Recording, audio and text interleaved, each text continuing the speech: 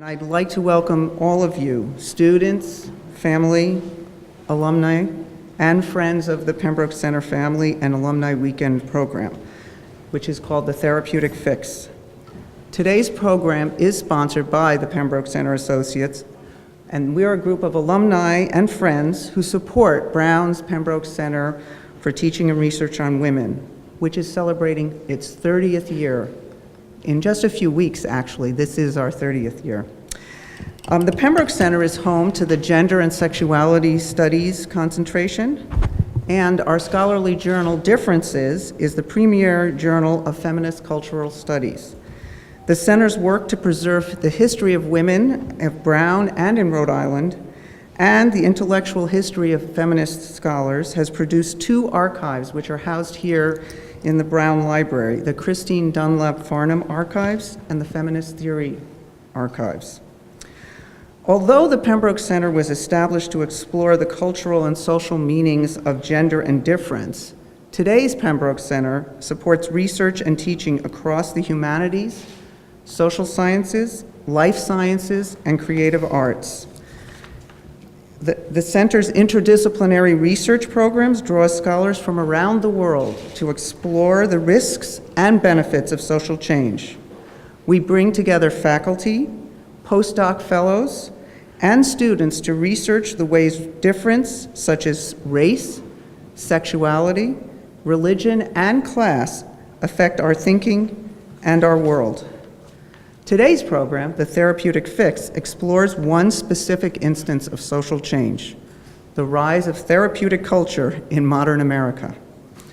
I hope you had a chance to look at our brochure and/or our newsletter. If not, I encourage you to pick one up on the table after the program. I also encourage you to visit our website for more information about our programs, activities, and research. And if you would like to become more involved, I urge you to join me as a member of the Pembroke Center Associates.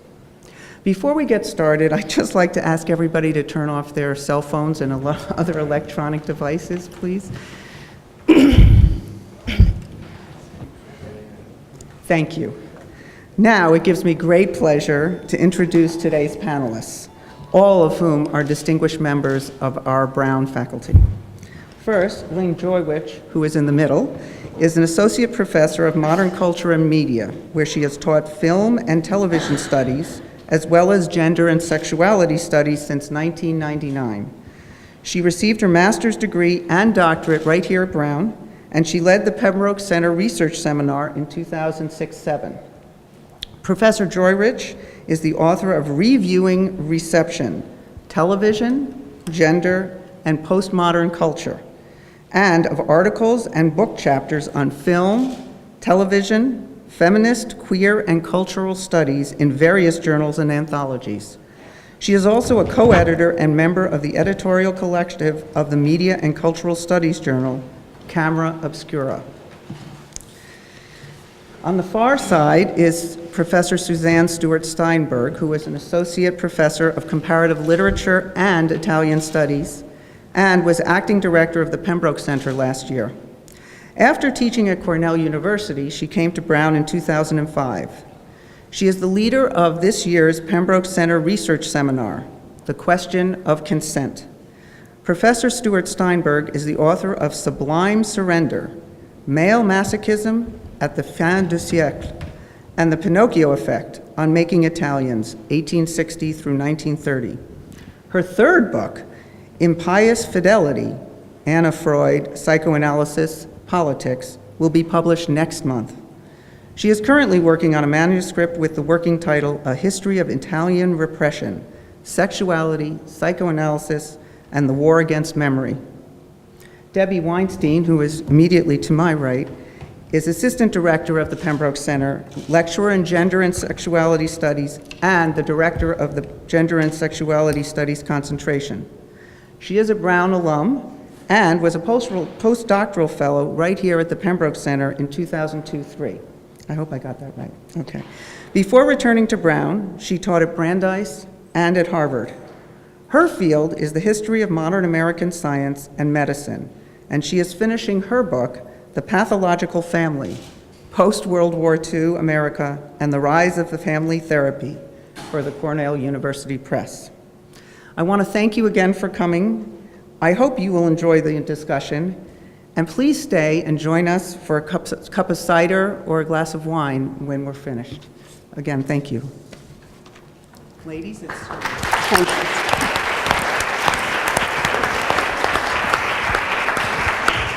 Well, good evening. Is the microphone working? Great, perfect. Good evening, everybody. Welcome to this little discussion about the Therapeutic Fix. Thank you for coming. And may I ask how many therapists there are in the audience? Okay, no, just checking. I won't ask how many people are in therapy. And be fixed by it, yeah. Meanwhile, I'd like to introduce some of our players. This, of course, is Sigmund Freud, okay? We will pass them around. You can play with them and fondle them all you like later. This is, of course, Anna Freud, his daughter, and the person that Freud broke with, right? This would be Carl Jung. And then, of course, we have the couch, which is really my favorite, because it too is actually a little puppet, so you can play with the puppet. So we'll pass them along. You can start. Would you like to play? So what we thought we would do is, I get to ask the questions, and then they get to answer. But we will also open up the discussion to broader audience after a certain point. Okay, don't distract me, okay? All right, so the first question that I would like to address to Lynne and to Debbie is, in fact, the question of what a therapeutic culture actually is. Sort of talk about what that might mean, whether it's a good thing, whether it's a bad thing, and also maybe start thinking about the difference between, well, what is therapeutic culture as opposed to simply what is therapy, right? They're not necessarily the same thing. So Debbie, would you like to start? Thanks, What is Suzanne. therapeutic culture? Well, I would first distinguish it from therapy, although the question of the relationship between them I think is an interesting one. And the germ of the idea for this panel came from thinking about politicians who have assorted sexual indiscretions, and then the response is a public confession and announcement, I'm going to go into marital counseling. And it made me think, okay, why should that be the appropriate response? You know, it seemed to be a self-evident thing, and I wanted to ask why, how did that come to be self-evident? And the question of therapeutic culture, I think, invokes not only the process of psychotherapy, but certain sets of cultural values. You know, what does it mean to live a good life? And how does the answer to that question become answerable in terms of happiness or self-fulfillment or self-realization? That these core questions about what does it mean to lead a good life become, I think, over the course of the 20th century, increasingly defined in psychological terms. And then as a counterpoint to that, how does it happen that what might be seen as social or economic problems also become defined in psychological terms? How do we account for crime? What does it mean to teach children? How should a nation be run? Who should be able to serve in the army?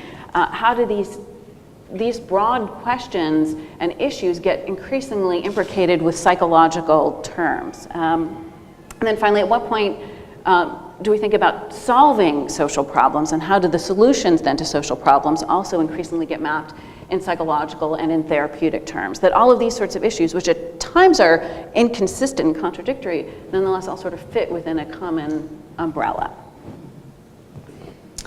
I guess what I sort of see as my contribution to this conversation is, as somebody from the Department of Modern Culture and Media, I think of this in terms of media and cultural discourses. And one of the things that's so fascinating is exactly the way that those trends that you're talking about, Debbie, have come to fully sort of spread out and incorporate, I'll come back to it because I think that that's an interesting word for this, but incorporate sort of our media culture as a whole, so that, you know, from everything like strategies of advertising that sort of address themselves, you know, to you, speak to you, and try to kind of use personal language, right, and get people to kind of avow the self, but they offer as their solutions, again, the goal is sort of framed in terms of self-actualization and happiness that, however, with advertising becomes tied to a product, that you're supposed to buy the product in order to actualize yourself. So the way that sort of therapeutic discourses get linked into our consumer and commodity discourses, so literally become incorporated as they're, drawn into these sort of corporate logics. But, if we think about it, there's sort of therapeutic discourses that sort of fully spread across our media culture today. Most of my work is in television studies. And, with television, there's some incredibly obvious places where this happens, like shows that are sort of literally therapy shows, right? Whether they're things like intervention, reality type shows like Intervention or Hoarders, where they actually offer kind of therapeutic language, or whether they're fictional shows, again, anything from like in therapy to, The Sopranos, et cetera. But even beyond shows that sort of explicitly offer therapy or narrate therapy, that sort of logic has kind of entered into both the discourses and the sort of narrative progression of almost everything we see on TV, which again sort of solicits our engagement by thinking about psychological issues. What are people's character motivations? What does this have to do with traumas in their past? How can that be narrated and unfolded in different ways in different kinds of narratives, right? And then the idea that the solution is to kind of, seek self-actualization, with sometimes, when we get to the part where we talk about the political implications, with sometimes complicated effects about a culture that sort of suggests to everybody that what we should be looking for is self-fulfillment that is tied largely to products that you buy, that make that connection, and how does that sort of define our culture? So, again, in some ways I feel like that notion of therapeutic culture can take us perhaps far from some of the roots initially of psychoanalytic thinking that wanted people to actually sort of interrogate their culture, not just find a way to consume within it. Although I would say that the roots of therapeutic culture owe as much to consumer culture and the rise of consumer culture in the early 20th century as to the rise of psychoanalysis. So that the advent of, around the turn of the 20th century was very much tied as literally to the rise of advertising. And I think it's a mutual interaction, because even if you think of like the rise of advertising as the shift from sort of the general store, for instance, where goods were just kind of, stacked up and there was no narrative given about those goods, to now sort of the way advertising works is almost like, both even in department store displays, right? They're like little kind of mini film sets, right? Or little mini like TV sitcom sets that the idea is that we're supposed to imagine people with personalities, with goals for life fulfillment in those scenes using those products. So the way it's sort of, the way advertising itself shifted from just, a kind of listing of products to kind of narrating them in self-fulfilling terms. So I think that it's a total mutual interaction between consumer culture and therapeutic culture as they borrowed each other's strategies. I would like to come back later again to the question of the relationship between consumer culture and therapeutic culture, but maybe push a little bit right now on some of a point that both of you brought up, which is the relationship between personal happiness and personal responsibility. And one of the problems maybe with an obsessive investment in finding trauma could be precisely the undermining of personal responsibility, whether that be a group responsibility, but even individual responsibility. And the most dramatic example I can think of is an author whose name shall not be mentioned right now wrote a biography of Hitler showing that Hitler had been had an unhappy childhood. And that then became sort of an explanation for behavior, and with very dubious consequences. What are we supposed to make of this, right? What do we do with, then again, questions of responsibility, political and otherwise? Yeah, no, I think that's one of the contradictions in a way that the question of the politics of therapeutic culture. There have been critics who have been very concerned about those questions of responsibility, both from the left and from the right. Some saying, look, reducing or explaining, the question of explanation, explaining problems in psychological terms has the potential to undercut a sense of responsibility. And others saying, well, whether it's seen as promoting or undercutting individual responsibility, an emphasis on individual psychology results in obfuscating and ignoring social inequalities, economic inequalities, and that's really where attention should lie. So the political questions are actually quite complicated, but then also, again, tie in interesting ways back to these questions of what counts as a good life, so that some of the people who write about therapeutic culture often invoke it as a counterpoint to religion. Where are you going to find meaning in life? So there are, books on therapeutic, One Nation Under Therapy. Right, so instead of one nation, in therapy we trust, instead of, the clear evocation of the substitution of therapy for God. And so again, this question of what are the moral and political stakes of that is a complicated one. Right. Yeah, I would, again, talking to the media too, I would say, again, it is a really complicated question. I mean, the question of responsibility is so important, but it is really complicated. So, for example, again, if you think about the trend in reality television, for instance, or not even just recent reality television, going back that, in a way, again, they link questions of kind of therapeutic issues to the idea of personal responsibility. So if you take something like Judge Judy, there's a really fantastic article written about Judge Judy that's called Take Responsibility for Yourself, and it's an analysis of Judge Judy. And what this article is saying by Lori Ouellette, who we had visiting at Brown last year, what she's saying in it is that it's really interesting that in a show like that seems to be about sort of legal responsibility and taking responsibility, it's actually incredibly therapeutic, that she, barely looks at the evidence that people give her. Instead, she kind of looks at them, sizes up their psyche, and she's always has these advice for like women who constantly fall into abusive relationships, and she'll say, you need to go into therapy and fix this up. But she frames everything, therefore, in kind of personal terms, what you personally need to do to fix your life. So even as a show that supposedly is engaging with our civic sphere, because it's supposedly a law show, in a way sort of it personalizes everything, as opposed, it kind of backs away and effaces the civic sphere, even as it's doing it. So in a way that can seem really troubling, like this sort of emphasis on therapy as a way to even as she's saying, take responsibility, that responsibility is defined in purely personal terms.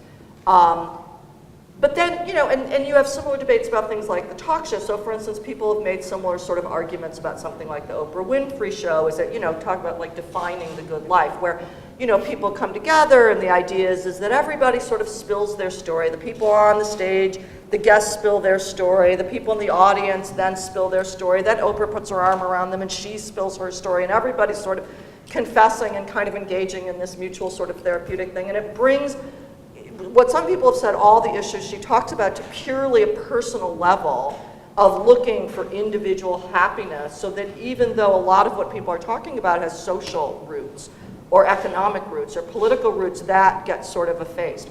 On the other hand, notice that to get at how it's complicated, you could also say, well, but that brought other people into the conversation that otherwise get closed out of public discourse. So the very opening up of the idea, like, let's have everybody tell their story, everybody kind of narrate and confess their story, also meant that, someone like Oprah got on TV and in fact, managed to become the most popular woman on TV, right? Large, black, working class woman that, so in a way that the notion that everybody can tell their story also opened up, to different kinds of voices that broke down standard notions of expertise, because everybody can be an expert in their own story. So it also challenged traditional notions of authority.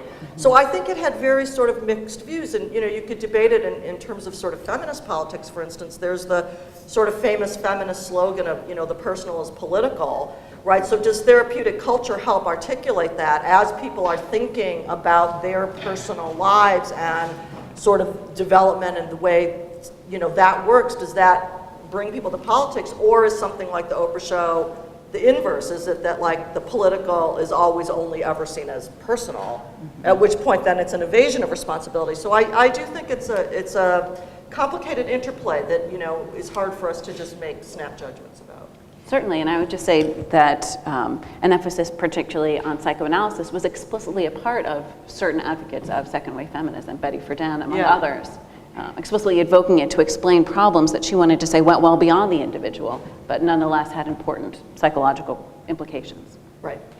Well, there have been many critics who have, however, also thought about, I mean, thinking about the Oprah phenomenon of, everybody has a story to tell. Another way of thinking about that is to name that particular culture kind of victim culture. In other words, that everybody has a particular story to tell, but it seems to always be a story of trauma or a story of victimization. So, that everybody gets to have, we're going to be very democratic about this. Everybody gets to be traumatized. And many debates are really around, at that level, right? Of, you cannot criticize me because I'm equally, traumatized. So, I mean, that's one aspect. In other words, there's a kind of generalization of trauma that seems to me a fundamental or a very important part of this therapy culture. On the other hand, you have exactly the opposite at some level, which is the strong class connotations of therapy culture, because not everybody can afford it, right? Not everybody can afford to be in therapy nor indulge in thinking about that. I sound like I'm anti-therapy, but I'm not at all. I work a lot on psychoanalysis. But these are sort of implications that I think are worth thinking about.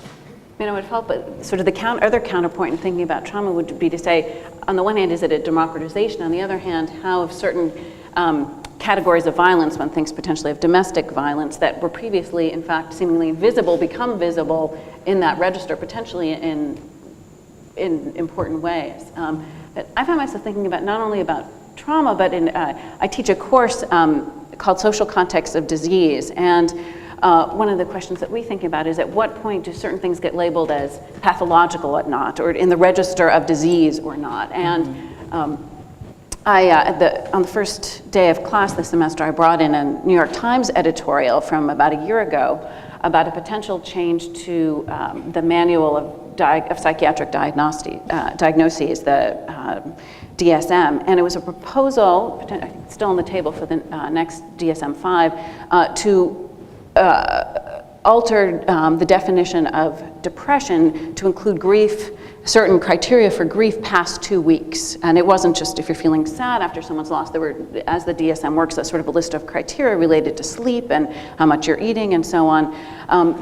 But the timeline, as the DSM often specifies, was for 2 weeks after the death of a loved one or someone you cared about. And the person writing in was a psychiatrist, on the op-ed page of the Times saying, why should we turn grief? If we've been talking previously about, the search of the good life, what do we do with fundamental elements of the human condition dealing with loss? Why should we turn this into a psychiatric diagnosis? Why should this be deemed a kind of depression? And a week or so later, I also included the respondents who said, this isn't to universally proclaim that anyone who's suffering in some way, mourning for 2 weeks after a death, would automatically receive a diagnosis. But nonetheless, there might be people who had pre-existing diagnoses that get exacerbated, who have more trouble recovering. And does the act in our current age of the way insurance works, maybe having a diagnosis will enable someone to get access to care and support that they wouldn't otherwise be able to access? So that there might, in fact, be other implications, and that this became a way of opening up a discussion about the politics of diagnosis, not necessarily about trauma, but of a psychiatric diagnosis in a particular age of healthcare. Yeah, I guess I think that what you're both getting at, again, is the incredible sort of ambivalence about it, because it is obviously incredibly troubling to kind of think, oh yes, everybody can claim their trauma, and in a way, if that's the case, then nobody's trauma kind of registers or counts, right? Or that's a way to just disavow it. On the other hand, as you're saying, it is also a way to have certain things that had not been voiced be voiced. So I think that, there are both limitations and possibilities within therapeutic culture.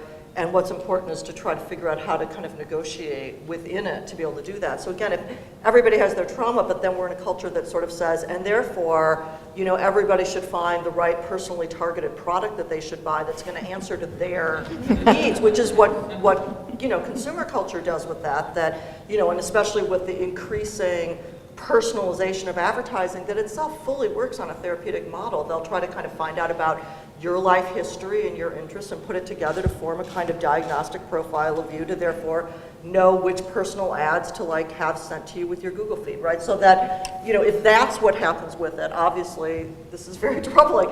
But at the same time, the being able to kind of categorize and voice also allows, again, certain people beforehand who have been unable to be recognized in a way, be recognized. So it's really a double-edged sword.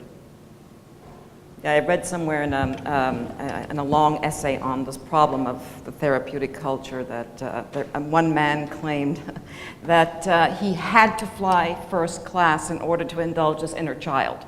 And so it was... so much want to use that.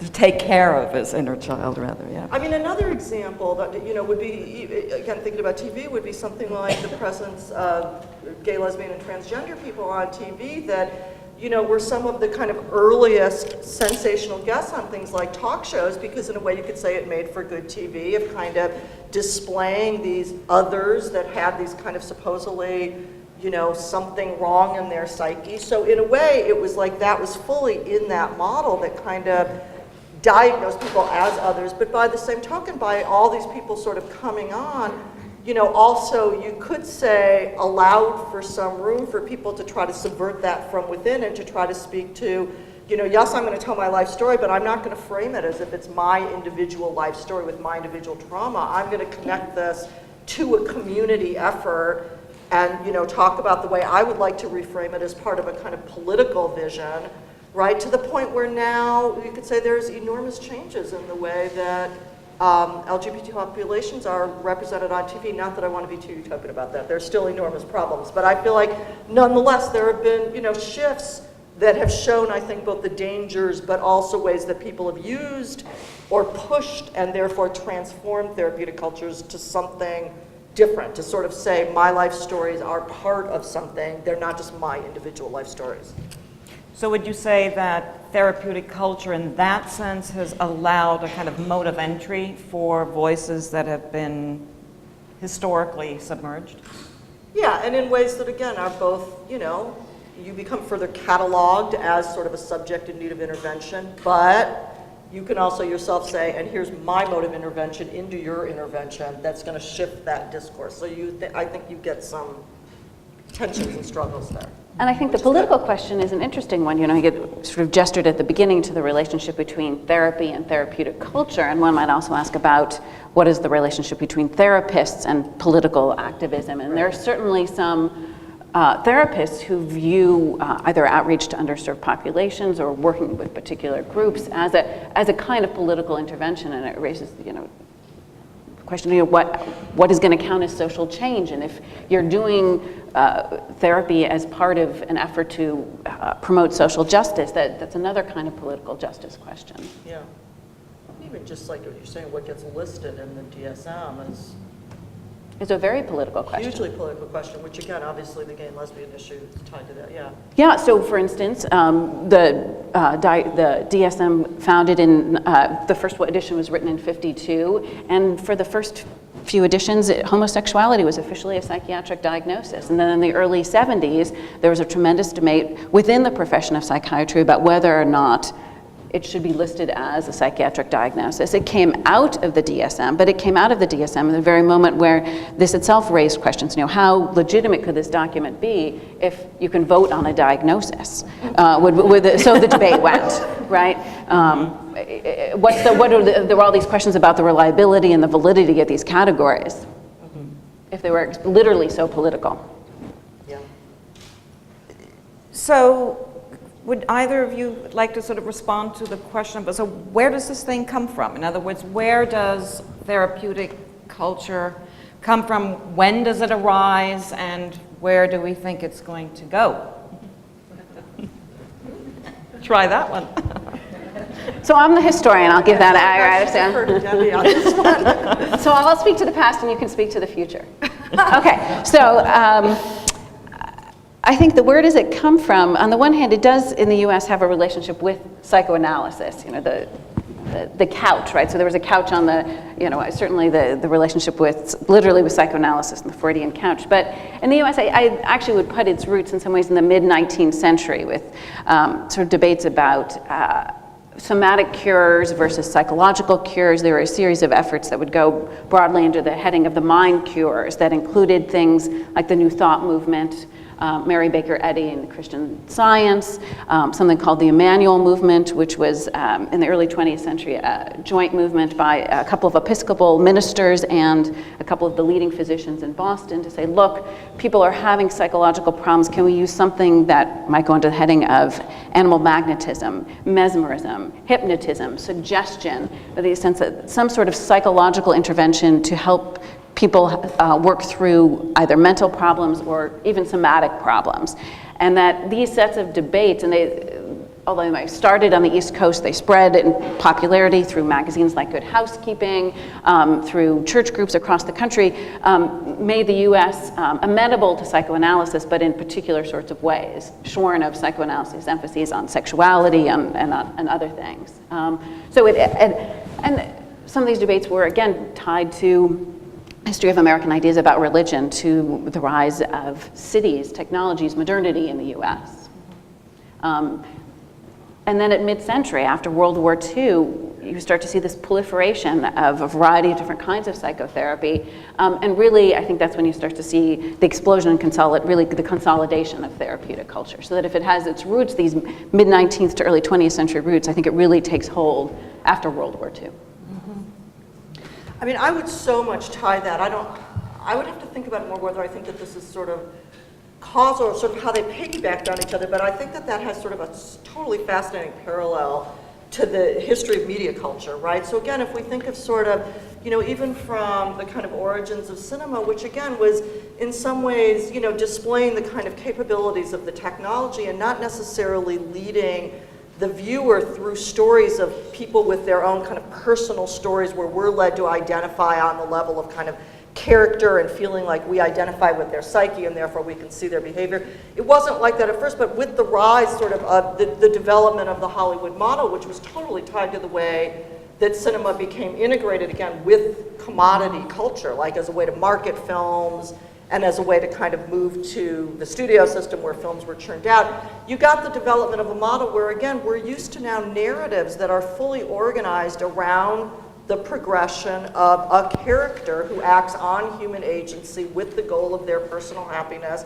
where our way of entry in is to sort of try to identify with them psychologically, right? And like I said, advertising itself borrowed that model so that there was a total sort of symbiotic relationship between the development of modes of advertising from the kind of general store just stacking goods to making department stores be like little mini movie sets where you can imagine characters living in them and self-actualizing with the products, right? So that they borrowed from each other.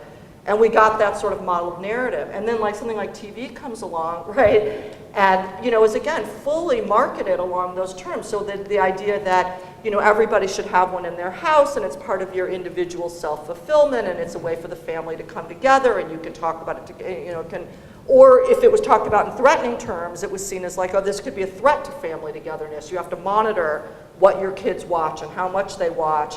But fully in terms of sort of familial discourses that again get linked to commodity discourses. So it's interesting, I know I had the enormous pleasure of reading a draft of Debbie's book before it comes out, which you will all love once it does come out. And one of the things that she brilliantly talks about in her book is the sort of history of family therapy and the way that as a particular therapeutic movement sort of had its moment, but in a way sort of lost out in terms of within sort of psychological theory, like what sort of mode of therapy gained prevalence. And what I found so fascinating and said to Debbie is I said it might have lost out among therapists, but it totally won in the culture at large because all of TV is based on the model of family therapy, that we watch sort of whether it's we watch the families in the sitcoms interact with one another, or whether we're drawn into the kind of happy news family, like, you know, in the news shows where they talk to us and kind of, or whether, you know, we're told how to make our family better. It's all framed in terms of sort of this familial interaction model of people self-actualizing to, you know. So in terms of the future, you know, in terms of media, I would say it's interesting that now different kind of media models are coming up that are in a way more horizontal, more distributed. Right now, I think that's a both possibility and a risk. Does that mean that we're becoming even more atomized and individualized, so there's less of a sense that people have to negotiate, that you find your place as a subject with, you know, in relationship to other subjects? Or does it allow for a sense of community that isn't necessarily, you know, that where people's sort of happiness is seen as the way that they're part of alliances and communities and affiliations? I mean, that for me would be a more positive model, but whether therapeutic culture goes that way is hard to say, but hopefully I think we tied to politics that way. Well, the question of where it is going makes me think about what is the relationship between therapeutics and pharmacology. And I bring this up because sometimes within the clinical realm, giving a drug versus doing therapy are seen as in tension or opposed. And then some people say, well, in an ideal model in a clinical situation for someone who is suffering from some sort of psychiatric problem, ideally they might work together.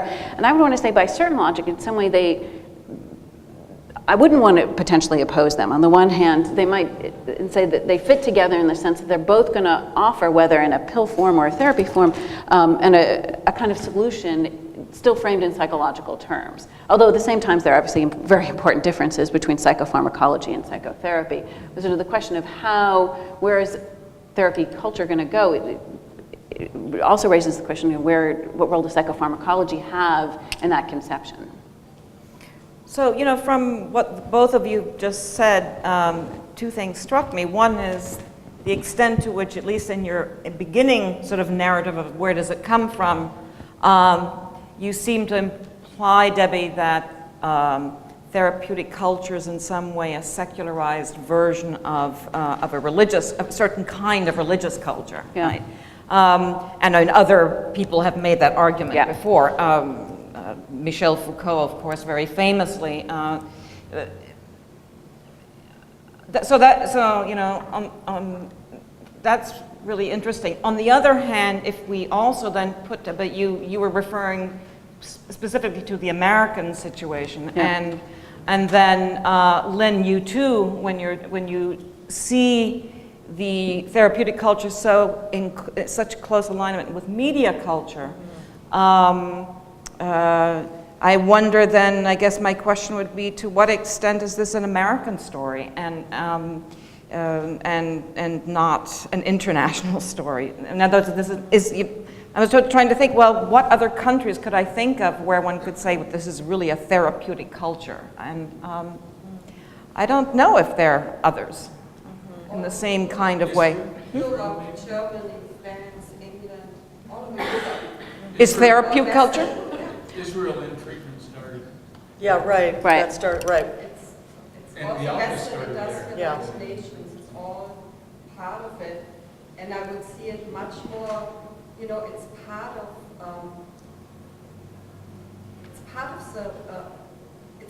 the health movement. And you can't really distinguish, I think there's a connection between body and mind, and I think the therapeutic movement goes into that. We know now, you know, a lot of psychological things will influence how we do physically.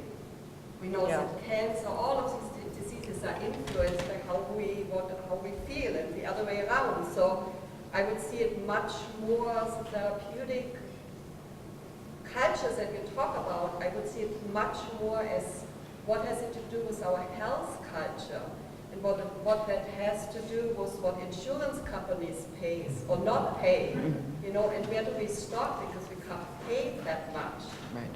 you know.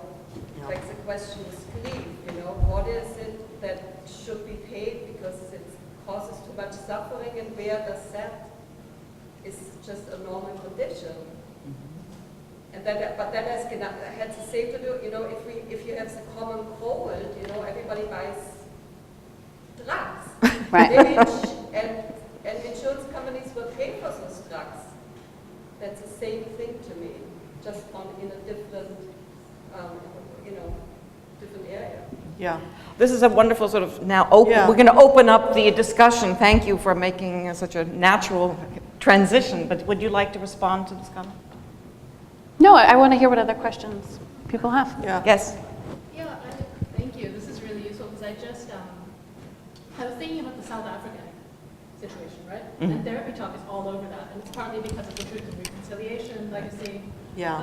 But it's also, I found myself increasingly uncomfortable because it becomes so uncomfortably close to discourses of racial pathology, right? Yeah. So South Africa is a traumatized society, all black South Africans are traumatized, everyone is a little bit crazy, what can we do? Let's study them from North America. So I'm just curious about that.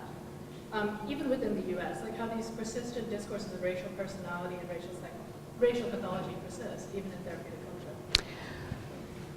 So I can speak to the US context, and again, I'll put on my historian's hat, which is just to say that certainly has a pretty deep legacy in the US that in some ways it's, the South African context is an interesting comparison, but in the US, there were a series of debates that initially began as very academic debates within sociology and anthropology about questions of pathology among African Americans. How do you, and that culminated though by the late 60s in very public policy-oriented debates sparked by the Moynihan Report about, how do you explain a century after the end of slavery, so it was mid-20th century, the inequalities between whites and blacks in the US. And some of the answers that people proffered were offered exactly in psychological terms. Is part of the enduring legacy of slavery, differences in family structure that end up leaving traces of psychological pathology. And the critics immediately came back and said, you're answering in psychological terms what in fact needs to be answered in terms of prejudice and social and economic structural inequalities. And so the debates in the 60s and 70s played on exactly those terms, sort of this question of the racialization of psychology and the psychologization of racial inequality. Yeah, I mean, I think that it's a great question, and again, I think that they point to just the real contradictions and ambivalences what the Truth and Reconciliation totally shows. I mean, on the one hand, it shows how you can try to kind of harness those discourses and tie them to politics, but also how that can be, sort of derailed. And I think the history of racialization around it too is really, on the one hand, the black family gets fully pathologized. On the other hand, there's also a way in which, African American people are not seen as having a psyche. Like they're only kind of bodies that enact pathologization without having an unconscious, for instance. So on the one hand, it seems like maybe some introduction of sort of recognizing, like everybody's a subject with some people are not just, we can't just sort of divide the people who are seen as having a mental life and people who are seen as having a physical life. But that also is working together with the pathologization, so they can come together in these like knots that are so hard to untangle that, I think that to me just indicates that you have to kind of keep working at each one to try, That's not, I know, a very satisfying answer, but it's a great question, I think. Yeah. Yes, would you like to? Joe next. In terms of the therapeutic culture, here in the United States, I'm fascinated by the discussion that you're raising, and the upside, which you talked about, which gives voice to the importance of your inner life and your social experience, and how that leads to behavior. But the downside, I was thinking as you were talking, that it's almost like now if you walk down an aisle in CVS and there's thousands of hair care products, and if you walk down the aisle and you can see that, you might never have realized that you had, frizzy, whatever hair, and now with, therapeutic culture, gosh, I never realized that experience I had, I was traumatized by that, because it was just simply your own experience. But those of us who are raising children in this culture and care very deeply about the consequences, the negative consequences of that, which is raising, your own thoughts and raising children who say, well, not my fault. you know, the lack of personal responsibility that at the negative end of that grows out of everything being labeled and externalized. Right. And I would like to hear your comments about how in a therapeutic culture you would address that. I mean, I feel like you had the perfect sort of analysis of that. I don't know if I would add to, you know, I think you're right. So, I mean, it's troubling. I mean, again, I would say that you have to, again, but work both within those discourses and against it. So, yeah, I mean, I think that kind of trying to get people to think, look, like, there's not sort of a commodity answer for every problem or a way to, you know, to avoid that. But, yeah, I don't know. I would have to think about it more. Do you have thoughts about it, Kevin? Well, I wouldn't want to necessarily give an answer in terms of, you know, a direct interaction between a particular parent and a particular child, except to note that the modes of what counts as good parenting have changed really, I think, indicative ways over the course of the 20th century, so that the fact that child rearing would be framed in these very terms, I think, is a very historically specific sort of moment, which I know as a parent myself doesn't let me off the hook. You know, I get very critical of child rearing manuals, and I read the ones from 1900 and 1950, but then, you know, my 2-year-old has a tantrum and I myself reach for the manual and say, how do I handle it? So, Dr. Spock. Exactly, right. So all that to say, I stand up here as someone who has things to say about therapeutic culture, but I'm not outside of it myself. So that at that very moment when you have a question, you know, a child saying, well, I'm not responsible for something, you might want to say, well, whether or not this was caused by some sort of psychological issue, that doesn't necessarily equal you're not responsible for it, or that doesn't equal I don't want you to respond in a particular sort of way. Yes, I think, Joe, you... First, thank you. This is really terrific, so I appreciate it a lot. My comment, I have a question about something that I think is either left off the table, or maybe it's on the table, and that's my first question is, what is I'm about to say related to what you're talking about? Which is, they're about thinking about processing of political and psychoanalytic terms, which is, you know, so that seems to have a lot of material, right? We can think about like how politics makes us feel, right?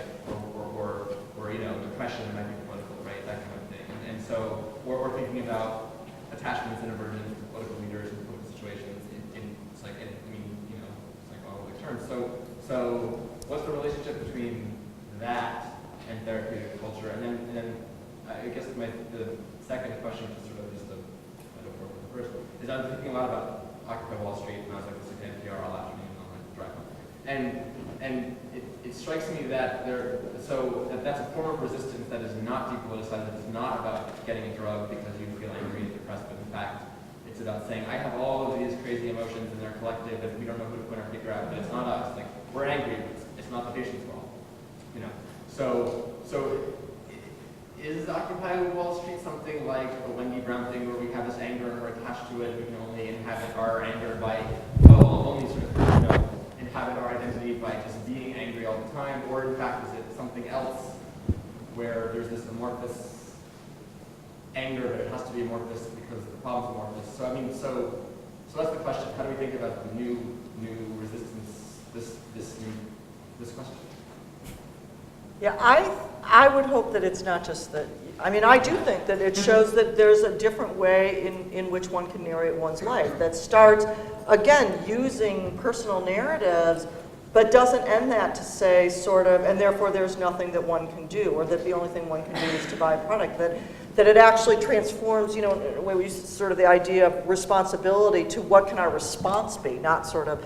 So I feel like there's, you know, again, I feel like therapeutic culture for the bad things also did open up the possibility that everybody has experiences, that one can narrate those experiences, that those experiences are valuable, and that therefore it's not just, you know, the experts or the elites who can tell us what to do, that everybody has a certain kind of knowledge that they can bring out. Now, you know, that can lead to a kind of really naive populism, but I think that with something like the Occupy movement, I would like to think that there's an attempt to kind of articulate that in a different way, that like all, you know, even just if people have seen that thing where people are kind of holding those photos, where people are holding up their sort of narratives and saying like, what would it be for me to speak from my position? But there they're explicitly tying that to political and economic issues, that their personal need, right, but I think the I'm in pain is an important place to start, but that doesn't mean that that has to be where it ends.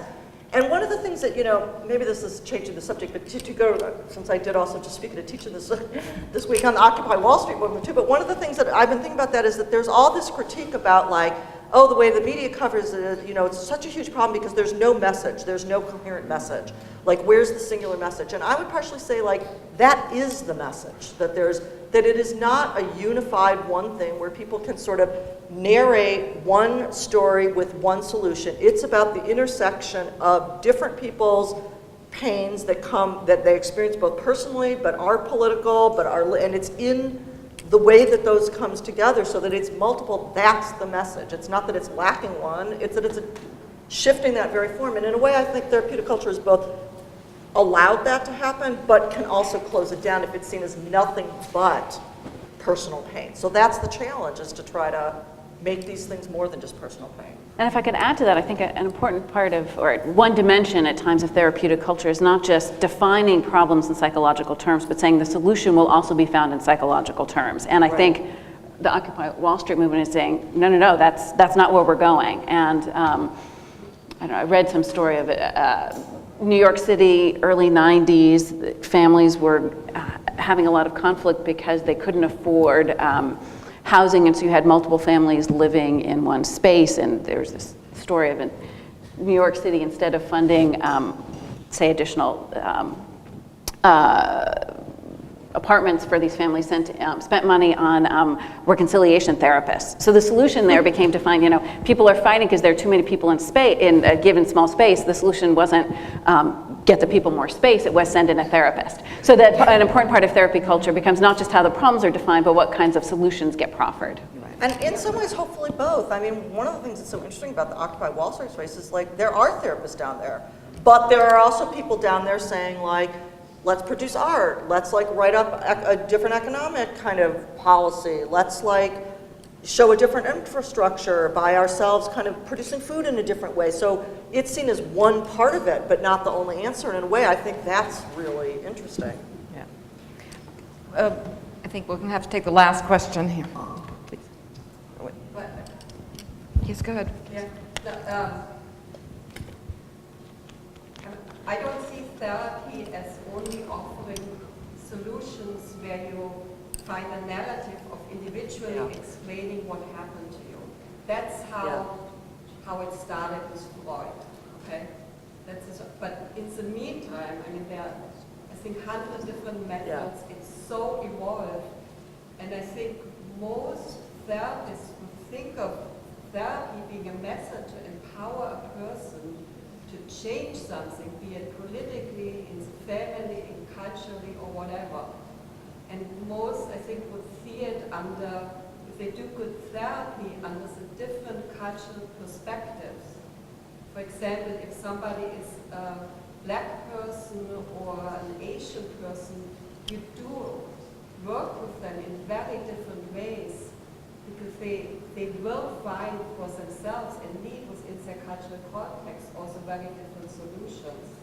So I see it mostly, the therapeutic process, as a way of empowerment, which then will have effects wherever they are, and not so much, so I think of it also as somebody then actually being encouraged to take on responsibility to change something, versus just being able to explain why that happened. I mean, that might be some part of it too, but the bigger part of therapy is now, what are you going to do about it, and how are you going to change it, and with what methods?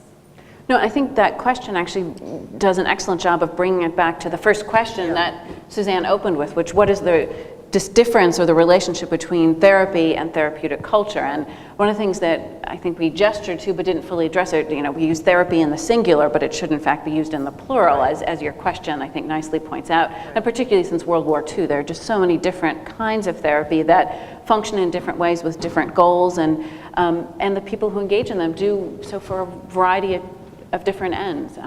And there are times when that can have really interesting and important political, social implications. Absolutely, I totally agree.